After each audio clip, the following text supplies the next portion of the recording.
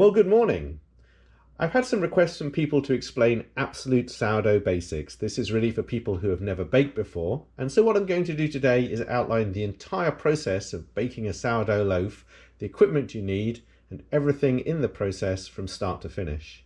You can get details of each of the individual steps by looking at my other videos, and those are linked in the description. And also you can click in the little eye logo on the top right-hand corner of your screen as we go along. Now, if you're already an experienced baker and have got all the equipment you need in your kitchen, just start from the French country loaf video and follow on from there. So firstly, let's talk about basic equipment. Now, I've laid out a few things here, and I'm going to show you a few other items that you're going to need to set up your kitchen ready for sourdough baking. What we've got in front of us here are some of the cutting items for scoring your bread. If you can buy yourself a cutting device here, which is basically a razor blade on a stick, on a safe handle, that's really useful. It's called a lame. This is a plastic version of the same thing. And if you don't have that and you can get hold of an old-fashioned razor blade, that's just as good. Be careful you don't cut your fingers. If you have none of that in the house at all, you can, at a snip, use a pair of scissors, but it's not quite as good. And you can use a regular kitchen knife, and again, that's going to be hard on a wet dough to actually get a perfect cut, but it's certainly better than nothing. For helping prep the bread, having a scraper like this is very useful. If you can get hold of one, that's a rounded one to get stuff out the bowl. And this is a bench knife, which will also cut, but also it's very good for scraping the surface as well.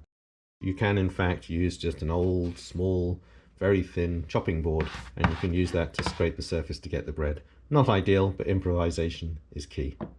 A temperature gauge is very useful. This is actually a laser thermometer. You can buy them very cheaply online. Wherever you point the laser to, you're going to get an accurate temperature reading, or something more conventional, a digital oven thermometer. Again, relatively cheap online with a probe.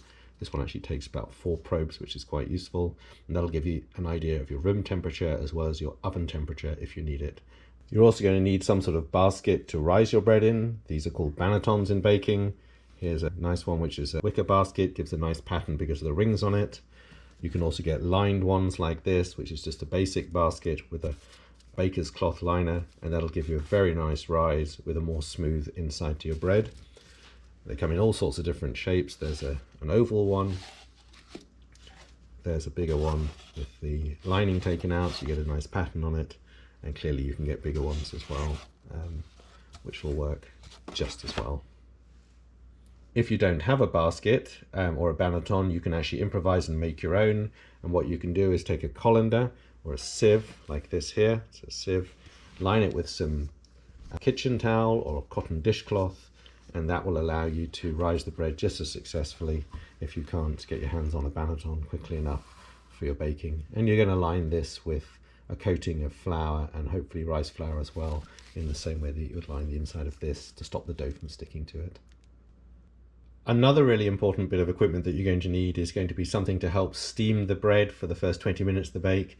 The best thing for this is to have a Dutch oven, and here's a combo oven here. This is the lid for it, and you're going to put your dough into there, which we'll demonstrate later, and then you put the lid on like this, and by having it sealed in there, when it's cooking at very high temperature, you've got your own little microenvironment of steam. Now that's the perfect thing to get, is get yourself a Dutch combo cooker like this, and that'll make your bread making really successful.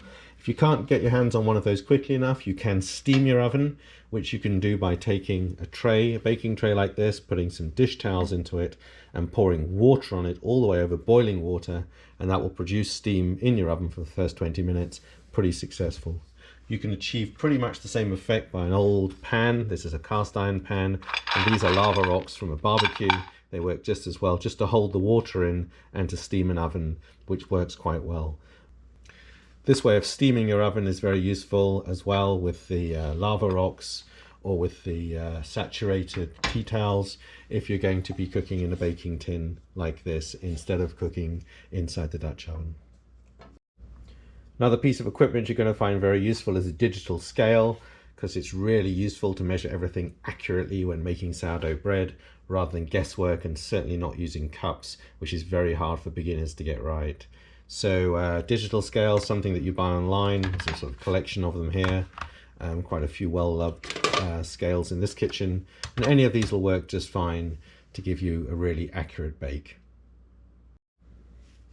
So just to summarize on your basic equipment, here's everything that you pretty much need. You're going to have a Dutch oven if you can get your hands on one, a bench knife, you've got a thermometer, a cutting blade, basket, and a digital scale.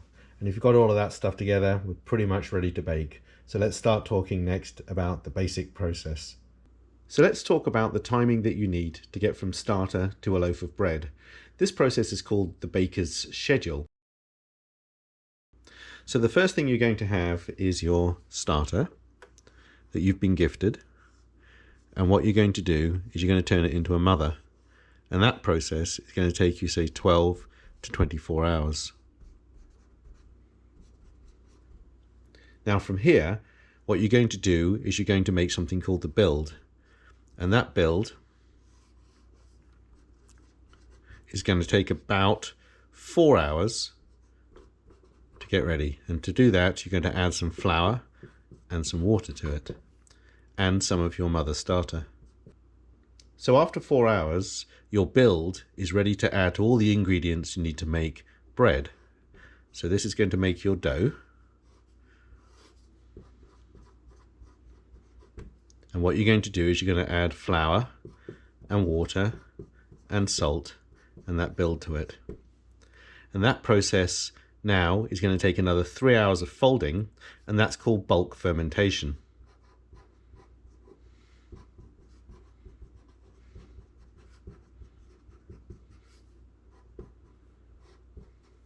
And that's going to be 3 hours. So once you've finished the bulk fermentation, you're able to take the bread out and you can shape it. You put it into baskets and then you proof it. And this proofing process takes about another 4 hours, or you can actually retard it, which is slow proofing in a colder area, and that's going to take 12 or even 18 hours. And at this point, you're able to bake it. And after about 45 minutes or 50 minutes of baking and some cooling time, you can eat it.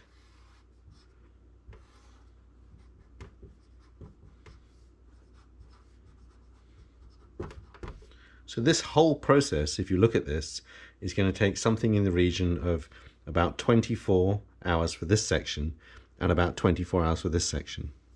So when you're looking at timing, you need to think about when you need to start to bake and how you're going to plan that ahead. So let's just say we decide to take our starter and turn it into a mother at 8 o'clock in the evening. We're going to use the 24-hour clock here to make things a little bit easier to follow with AM and PM. So this is 2000 hours, which is 8 o'clock, and that's on day 1. The next morning at, say, 9 o'clock in the morning, you're going to turn it into a build. So now we're at 0900 on day 2. That build is going to take you a few hours to do, and by 1 o'clock, 1300 hours, your build is ready to make into dough, and this is day 2. And then your dough is going to take about 3 hours in bulk fermentation, and that's going to take you till 4 o'clock in the afternoon, which is 1600 hours on day 2. Then you're going to be able to shape it. That takes about an hour or so for the shaping, and then 4 hours for proofing. So by the time it's shaped, it's already going to be 5 o'clock in the afternoon, 1700 hours. And then you're going to proof it, and that's going to take you all the way through until 2100 hours here, which is 9 o'clock.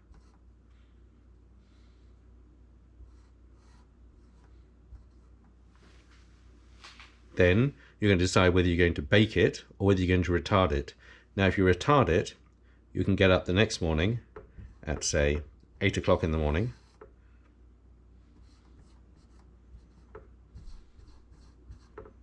And now we're on day 3.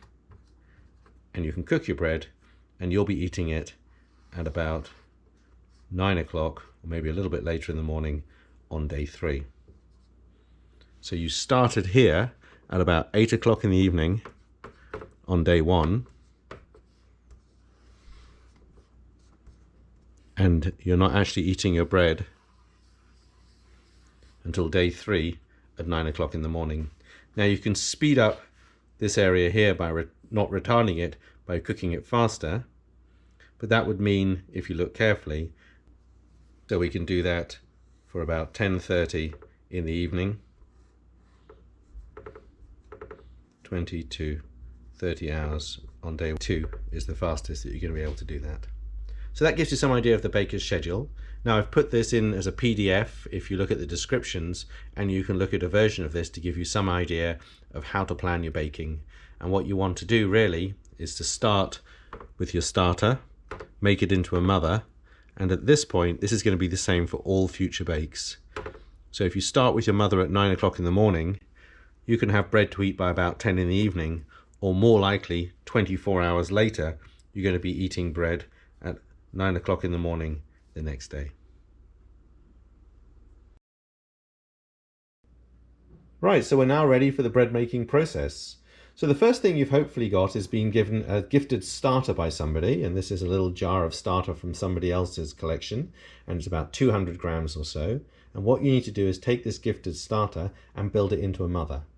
And the mother is basically your own starter that's going to sit in your fridge and be used for baking. So to do that, what you have to do is feed it, and the instructions are in the top right hand corner here if you click the I, or also in the description. What you'll end up with after that feeding is a larger amount of starter, maybe in a jar like this, ready to go. And so you're going to take this starter, which is now called your mother, it's now your own personal starter, 2 tablespoons of that, you're going to make a build. And the build is basically the first part of the bread making process. And I'll show you how to do that just now. So to make the build, you take 200 grams of flour, and then you're going to take 200 grams of water, and you're going to mix them together. And to that, you're going to add 2 tablespoons of your mother to that build that you're making here. So there's 1 tablespoon. Let's just grab another one. There we go.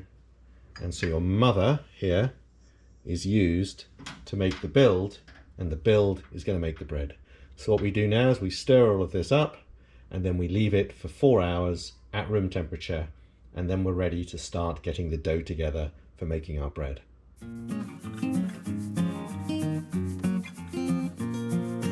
And that's your build. We'll come back in 4 hours, and then we're ready to make our bread from that. So 4 hours have now passed and our build is ready to use. So we're now at the next step that we can make the sourdough bread, which is mixing all the ingredients to make our dough. So what we're going to do is take a nice large plastic container, this one here, and we're going to mix flour, the wheat germ, and the whole wheat flour together to give ourselves our French country sourdough mix, and mix it with water, and then leave it for an hour to auto-lyse. After an hour we add the salt. All the instructions and the ingredients are in the sourdough French country video, and if you look at the top right hand corner of the screen there's a little eye up here, and you'll be able to click on that and get all those details. So let's mix those together now. So this is all the 3 flours mixed together. That's the whole wheat flour, the regular white flour, bread flour, and the wheat germ. So to that we're going to add our starter, which is 4 hours old, ready for use. And to that we're going to add the water. And any water which is good to drink is good to make bread with. Put all of that in. Don't be at all scared of using your hands. Mix it together with your hands. And if you're wetting your hands a little bit first, then they won't stick to the dough so much, which is very useful. And you can also use your scraper if you want to.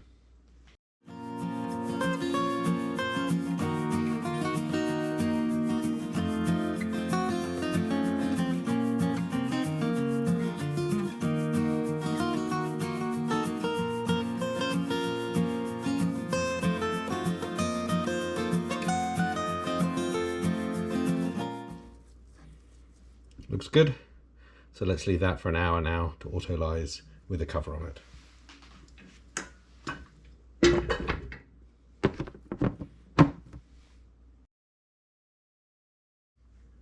So the auto-lyse phase is now completed. So what we're going to do is just have a look at it here. It's all mixed in really quite well together.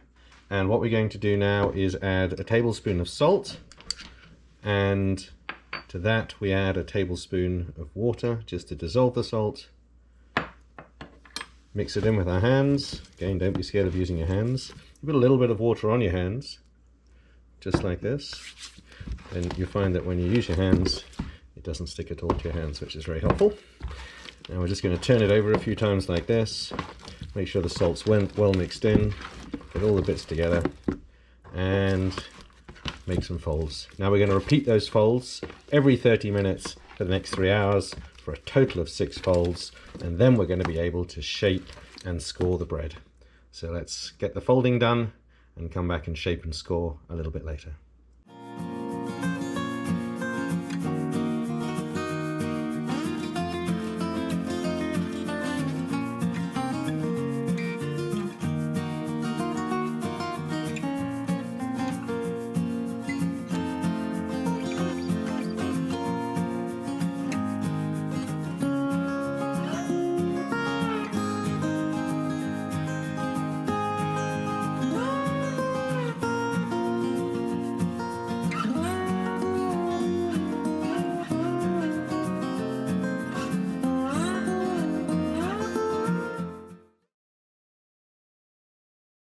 So we've now finished our 6 folds and we're ready to divide the dough up, scale it out to about 900 grams for each loaf, and then shape it and get it into the baskets ready for proofing.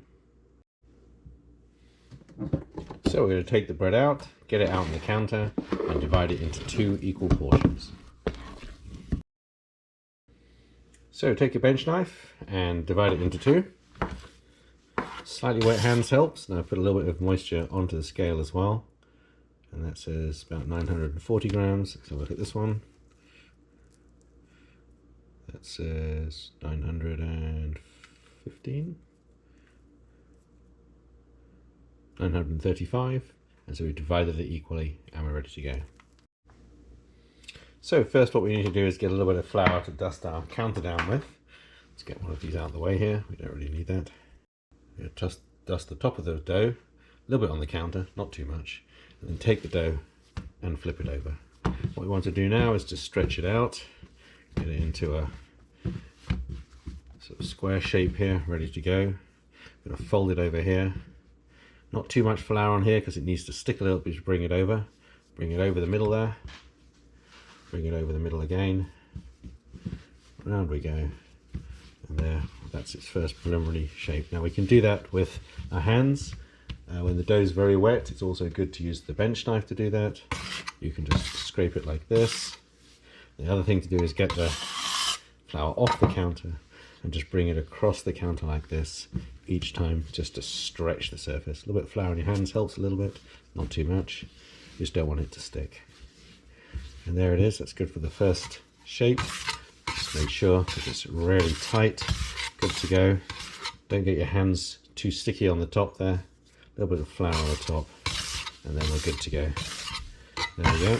That's the first one shaped. It's ready to go. Let's do the same with the second.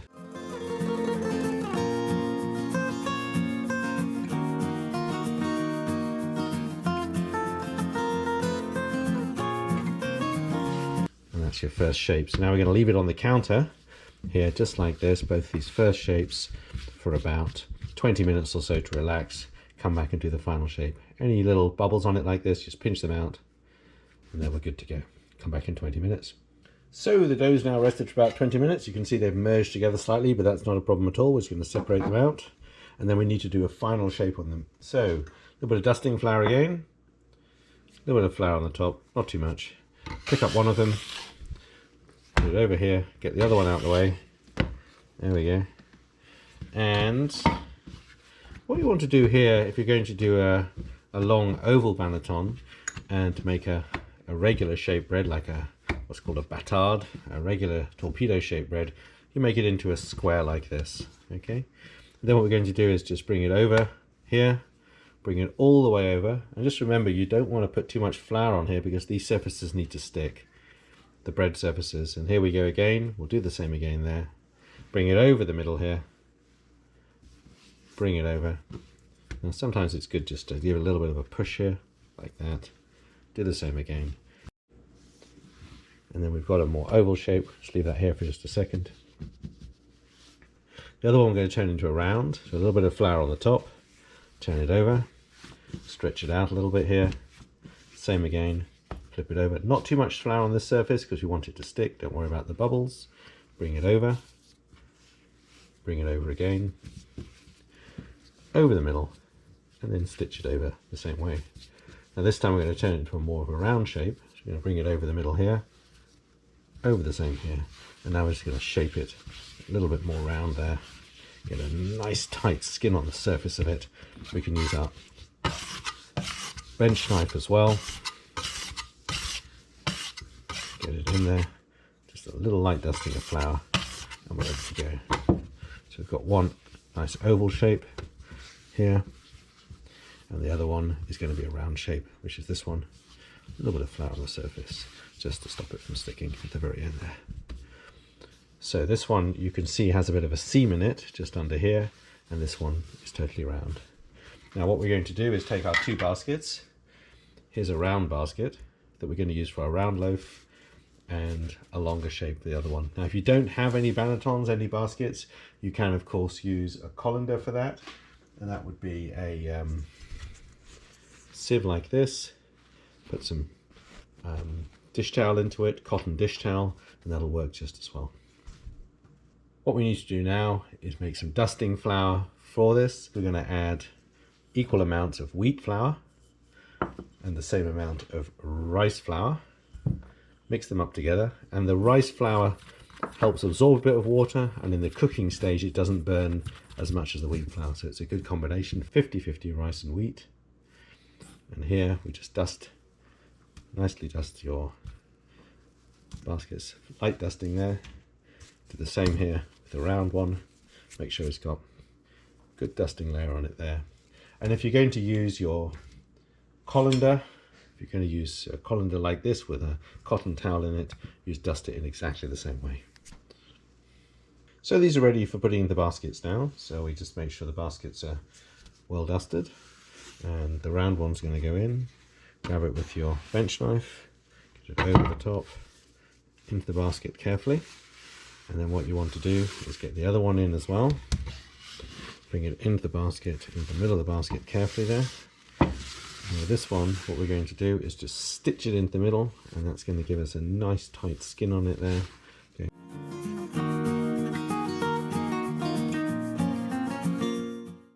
And that's going to stretch out there. We're going to leave these now for 4 hours to proof. We can also put them in the fridge for 12 to 18 hours, and that's called retarding. It's a slow version of proofing, has the same sort of effect, but gives you a little bit more time to cook them. And what we're going to do in 4 hours time is turn them out, give them a nice scoring pattern, get them into the oven and bake them. So let's come back in 4 hours. Hello again. So 4 hours have now passed and the bread has proofed in the baskets and is ready to be scored and put in for baking. So here's the long one. What I did is cover it with some plastic. This is actually a recycled shower cap, which is very good to keep the moisture in. And the other one here in the basket, it's got a lid on it, and there it is. So the first thing we have to do is to free up the bread from the basket, and to do that we take a little bit of our flour and wheat flour and rice flour mix and just put it on the top, and then take a little bit more and just free it from the edge of the basket, sprinkling just a little bit down here to make sure it's not going to stick as we take it out.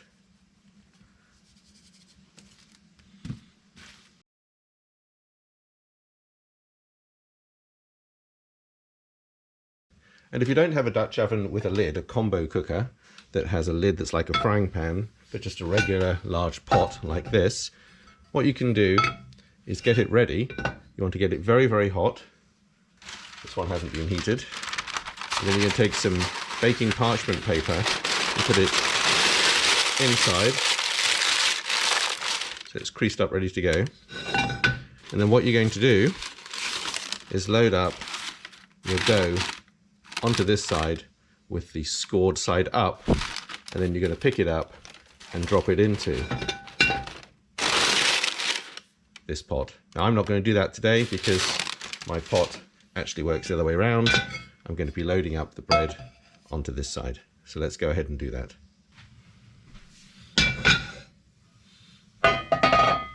And for the longer loaf, what we have here is a much longer Dutch oven, which we're going to use. Preheated again, dust it so it doesn't stick. Take the longer loaf out, pop it in there. There it is. Move it into the middle. Tweak the ends just slightly. And then a nice 45-degree slash all the way in one movement.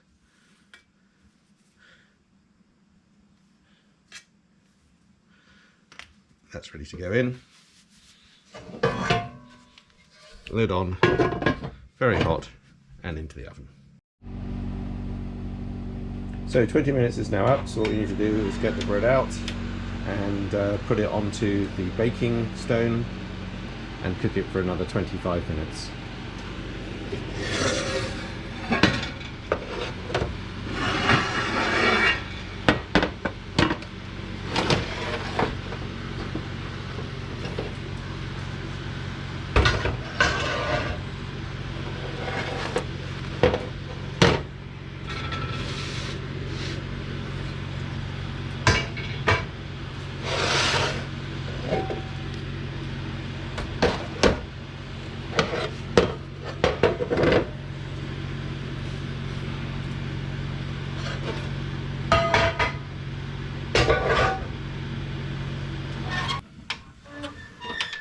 Bake's completed. Let's get the bread out. Let it cool.